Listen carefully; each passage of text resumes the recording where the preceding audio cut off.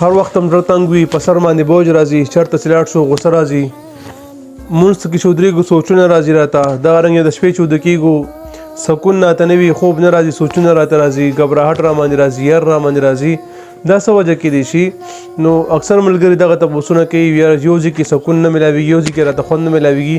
داسې عمل راته وښایه چې زمونږ په سکون کې شو او زمونږ دا بدن دردونه ختم کړي، زمونږ سوچونه صحیح شي او زمونږ تصور کې چې کم ګنده خیالات راځي دا زمونږ ذهن نه وځي. داسې عمل راته وښایه.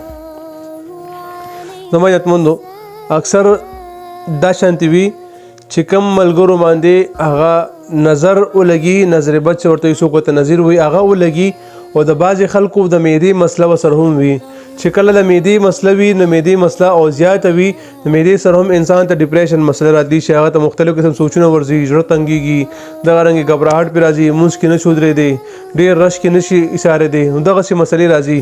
چا من چې نظر وي نو نظر علامت دا په انسان باندې اسویلي ډېر لګي، اکثر بدن سستي، هډوکي خوږېږي، تبه پرې راځي، نو دغه په وجه باندې د انسان سم کار هم خرابېږي. نو که چاته داسې وي او دا معلومول غواړي دپاره د بهترین عمل ښیم که دا ویډیو هم خوښه شوه مخکې مسلمانانو سره هم شیر کړئ.